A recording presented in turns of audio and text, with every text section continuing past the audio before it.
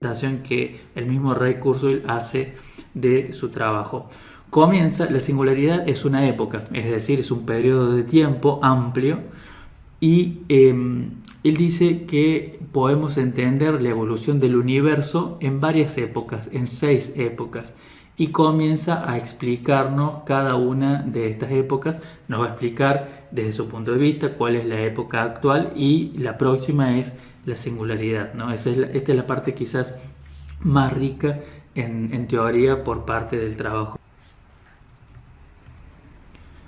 Comenzamos con las 6 épocas de la evolución del universo que propone Kurzweil, ¿no? Se pregunta, ¿qué es la singularidad? Es un periodo futuro durante el cual el ritmo del cambio tecnológico será tan rápido, su impacto tan profundo, que la vida humana será transformada irreversiblemente. Aunque ni utópica ni distópica, esta época transformará los conceptos en los que nos apoyamos para dar sentido a nuestras vidas, desde nuestros modelos de negocios hasta el ciclo de la vida humana, incluida la muerte misma. Comprender la singularidad alterará nuestra perspectiva sobre la importancia de nuestro pasado y las ramificaciones para nuestro futuro. Entenderlo verdaderamente cambia inherentemente la visión de la vida en general y la propia vida particular. Considera a alguien que comprende la singularidad y que ha reflexionado sobre sus implicaciones para su propia vida como un singularitario. ¿En qué predicciones avanza Ray Kurzweil? Dice, nuestro cuerpo biológico de la versión 1.0, es decir, la versión actual, son igualmente frágiles y están sujetos a una miríada de modos de falla, sin mencionar los engorrosos rituales de mantenimiento que requieren. Se refiere a la alimentación, lo que es la higiene.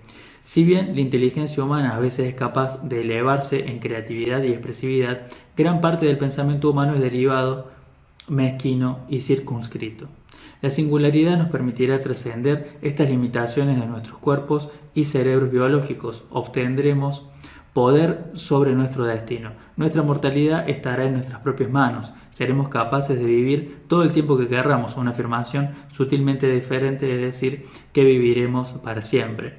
Entenderemos completamente el pensamiento humano y ampliaremos enormemente su alcance. Para fines de este siglo, la parte no biológica de nuestra inteligencia será billones de veces más poderosa que la inteligencia humana sin ayuda.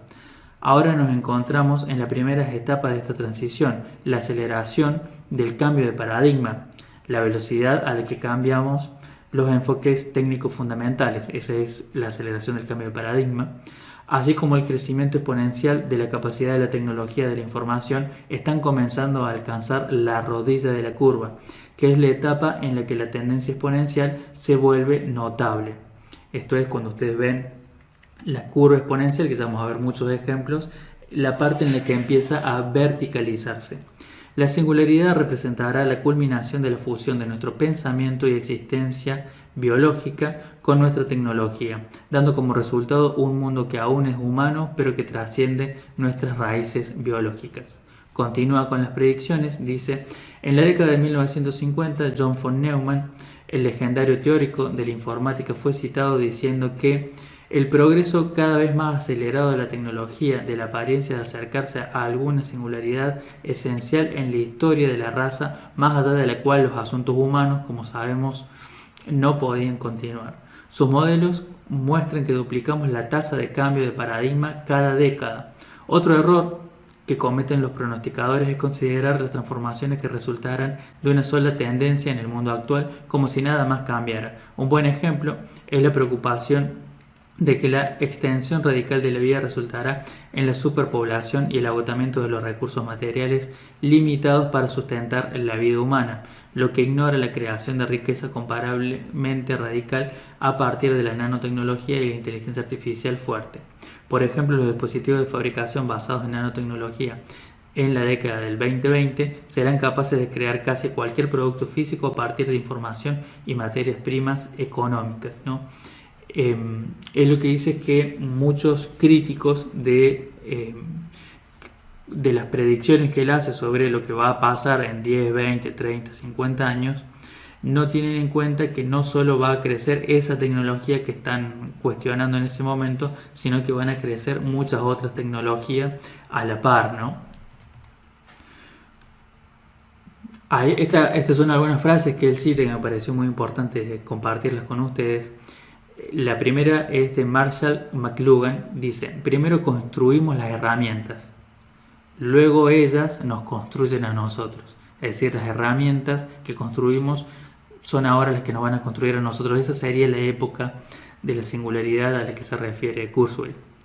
Y este es bastante interesante. Yogi Berra dice: el futuro no es lo que solía ser, ¿no? Ahora el futuro empieza a cambiar, a acelerarse, a tener una imagen un poco diferente, ¿no? Este es el gráfico de las 5 épocas de la evolución. La primera es, aquí si ven el cursor, física y química. La segunda es biológica. La tercera es del cerebro. La cuarta es tecnológica. La quinta es la mezcla, la combinación de la tecnología y la inteligencia humana. Esa sería la singularidad. Y luego es el despertar del universo. Insisto que todo esto es explicarles el pensamiento de Ray Kurzweil, ¿no? Época 1, ¿no? Entonces ahora vamos a comenzar a repasar cada una de las características que tienen las 6 épocas de la evolución del universo según Kurzweil. Época 1, el asunto o lo que va a impulsar el desarrollo es la física y la química. Estamos hablando del momento cero desde el Big Bang, ¿no? Podemos rastrear nuestros orígenes hasta un estado que representa la información en sus estructuras básicas, patrones de materia y energía. Sabemos que las estructuras atómicas almacenan y representan información discreta. Unos cientos de miles de años después del Big Bang, los átomos comenzaron a formarse, ¿no? Ya que los electrones quedaron atrapados en órbitas alrededor de núcleos formados por protones y neutrones. La estructura eléctrica de los átomos los hacía pegajosos. La química nació unos millones de años después, cuando los átomos se unieron para crear estructuras relativamente estables llamadas moléculas. Es decir, en la historia del universo hay un momento anterior a la existencia de las moléculas, ¿no? Y todo ese periodo él le llama la época 1 de la física y la química. Las leyes físicas de nuestro universo son precisamente las que deben ser para permitir la evolución de niveles crecientes de orden y complejidad. El orden y la complejidad es un asunto que él va a tratar también a posterioridad dentro de este trabajo. En la segunda época, volvemos al gráfico, esa fue la explicación de la época 1, es decir, del Big Bang hasta las moléculas. Ahora entramos en la época 2, segunda época, biología y ADN. Los compuestos a base de carbono se volvieron cada vez más intrincados hasta que complejas agregaciones de moléculas formaron mecanismos de autorreplicación y se originó la vida. En última instancia, los sistemas biológicos desarrollaron un mecanismo digital, el ADN, preciso para almacenar información que describe una sociedad más grande de moléculas, ¿no? Esa es la etapa 2. Entonces, en la etapa 2, las moléculas se empiezan a agrupar, generan el mecanismo de autorreplicación, ¿no? Que es algo que después vamos a ver un poco con células madres, y desde allí se origina la vida, ¿no? Entonces, en la segunda etapa va de la molécula hasta la vida. La época 3 es la época del desarrollo de los cerebros, según Kurzweil. Cada época continúa la evolución de la información a través de un cambio de paradigma a nivel superior indirecto, es decir, la evolución usa los resultados de una época para crear la época siguiente. Por ejemplo, en la tercera época, la evolución guiada por el ADN produjo organismos que podían detectar información con sus propios órganos sensoriales y procesar y almacenar esa información en sus propios cerebros y sistemas nerviosos. Nuestra propia especie desarrolló la capacidad de crear modelos mentales abstractos del mundo que experimentamos y de contemplar las implicancias racionales de estos modelos. Tenemos la capacidad de rediseñar el mundo en nuestras propias mentes y poner estas ideas en acción, ¿no? Entonces volvemos aquí a las etapas. En la etapa 1 llegamos del Big Bang a las moléculas, en la 2 de la molécula al nacimiento de la vida, y en la etapa 3 es la creación por parte de la naturaleza del cerebro humano, ¿no? Del cerebro de los animales y del cerebro humano, que nos permite, que es lo que va a empezar a abordar Kurzweil, que nos permite el cerebro humano. Por ejemplo, sin que esté lloviendo en este momento, nosotros podemos pensar cómo es la forma de la lluvia las problemáticas que nos aquejan y podemos empezar a trabajar en construir herramientas para prevenirnos de estar mojados en un día de lluvia. De allí nacen los techos, los paraguas, las botas, ¿no? Entonces esa capacidad de ir modelando aparece recién en la época donde se desarrolla el cerebro. Y lo que dice Kurzweil es que eso hace que la evolución en esa etapa, en la etapa 3, que ya la hemos pasado, haya sido mucho más rápido y con foco en el cerebro en relación a las dos etapas anteriores que tardaron miles de millones de años, ¿no? La cuarta época es la época de la tecnología. Combinando la dotación del pensamiento racional y abstracto con nuestro pulgar oponible, esas son las características, digamos, del hombre como ser racional, la capacidad de pensar y la herramienta del pulgar oponible en la mano, nuestra especie marcó el comienzo de la cuarta época y el siguiente nivel de indirección, ¿no? La evolución de la tecnología creada por humanos. En última instancia, con sofisticados dispositivos informáticos y de comunicación, la tecnología fue capaz de detectar, almacenar y evaluar patrones elaborados de información. Fíjense en esto, ¿no? Él empieza a ver que desde la creación de los átomos, las moléculas, la vida y el cerebro, y ahora la tecnología, imaginen la computación, él empieza a ver que todos, en todas las épocas, siempre se da el mismo uso, que es la capacidad de almacenar información y de generar alguna respuesta en ese sentido, ¿no? Que termina siendo la evolución. Estos gráficos que nos presenta Kurzweil realmente nos hacen pensar, ¿no? en qué se viene a futuro. Vamos a interpretar un poco detalladamente estos dos. Este gráfico tienen acá en el último punto, sería el momento presente, serían los últimos años, ¿no? Y cuando uno se va hacia atrás, y aquí miran mi cursor, por ejemplo, 10 al cuadrado serían 100 años, ¿no? 100 años hacia atrás es un gráfico, obviamente que apiña mucho, achica mucho todos los eventos, pero para que se den cuenta, acá 10 al cubo, miren este valor, serían 1000 años hacia atrás, y así, hacia el comienzo de la vida, ¿no? Por eso con estas notaciones puede entrar, digamos, en un solo gráfico el comienzo de la vida hasta el momento actual. Y esto son dos gráficos similares. Estos dos gráficos van a mostrar un poco lo que es la serie de hitos principales en la evolución tanto del universo como la evolución de la vida humana, ¿no? Por ejemplo, este arranca con el inicio de la vida. Dice células eucariotas, el nacimiento de los organismos multicelulares, la explosión cámbrica, nacen los reptiles, comienzan algunas clases de mamíferos, luego surgen los primates, surgen las superfamilias de homínidos, las familias de homínidos, y acá, fíjense, entre 10 elevado a la potencia 6 y 10 elevado a la potencia 7 años hacia atrás, surgen los primeros humanos que empiezan a caminar de pie, ¿no? Después vienen las clasificaciones de Homo erectus, por ejemplo, y más adelante comienza el lenguaje hablado y llegamos finalmente al Homo sapiens, o a la versión que nosotros somos de la evolución humana, que es del Homo sapiens sapiens, ¿no? Comienza después nuestro desarrollo en el arte, en la generación de algunas ciudades, de vivir un poco más organizados, y de allí viene el nacimiento de la agricultura y de la escritura. Miren, ¿no?, cuánto tiempo pasa del lenguaje hablado al lenguaje escrito, ¿no?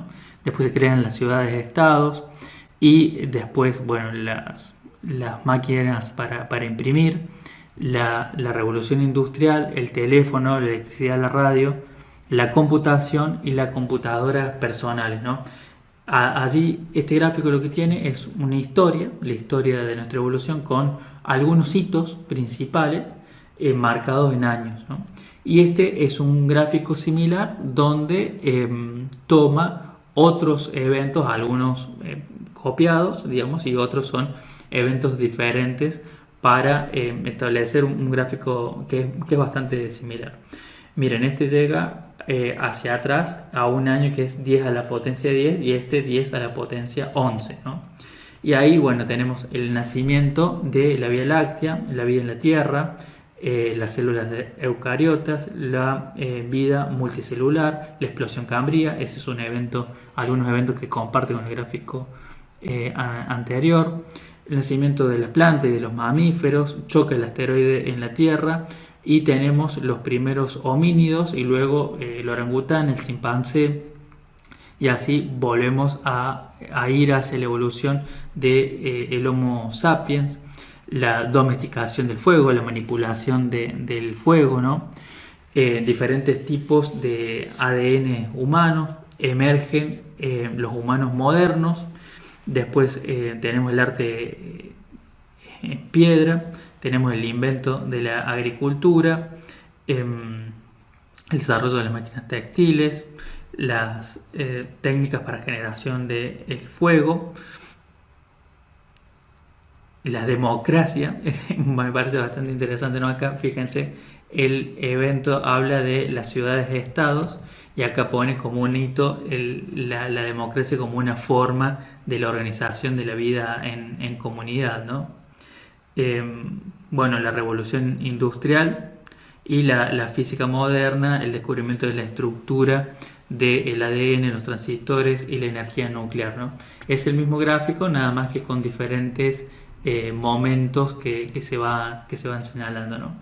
Bueno, habíamos analizado entonces la cuarta época, la época de la tecnología, y la época 5. Nosotros estamos en la época cuarta, ¿no? Donde dice: en última instancia, con sofisticados dispositivos informáticos y de comunicación, la tecnología fue capaz de detectar, almacenar y evaluar patrones elaborados de información, lo que está pasando hoy en día con el Big Data, por poner un ejemplo, ¿no?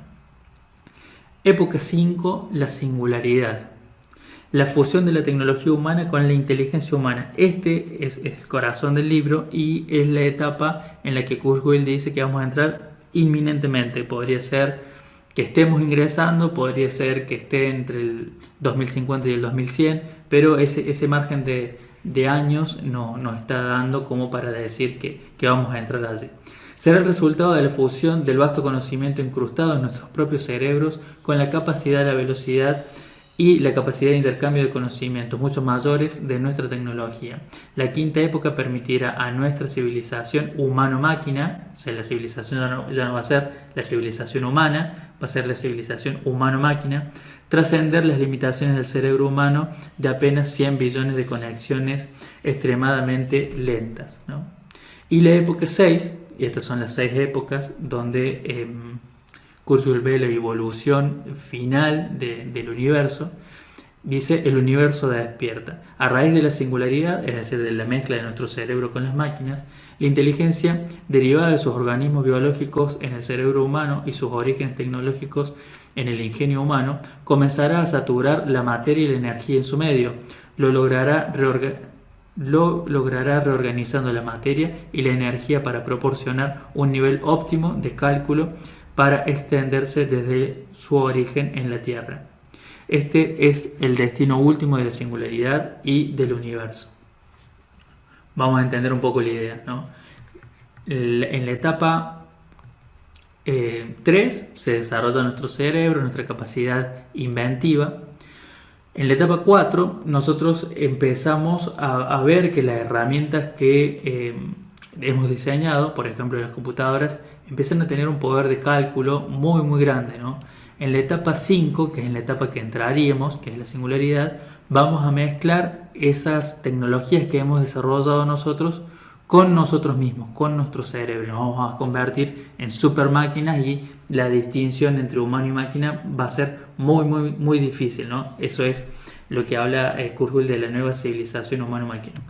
Pero no pierden de hilo que él plantea que siempre somos que siempre La evolución del universo se ha dado por unidades de almacenamiento y procesamiento de información, incluido en la etapa 3 del cerebro, la 4 la máquina, la 5 la mezcla entre el cerebro y la máquina. Y dice, ¿y qué va a pasar después, no? Entonces lo que dice que se va a generar es la hiperconexión de todo el universo, de todo lo material del universo, ¿no? Desde seres vivos hasta cosas como unidades de información y procesamiento de datos. Va a estar todo mezclado, ¿no? Esa etapa le llama él el universo de despierta. Y el foco, el centro sería partir nosotros como civilización humano-máquina desde nuestro eje, que es el planeta Tierra, y conectar a todo el universo a nuestra red, ¿no? Esa es la visión que él tiene de lo que puede llegar a suceder en el futuro.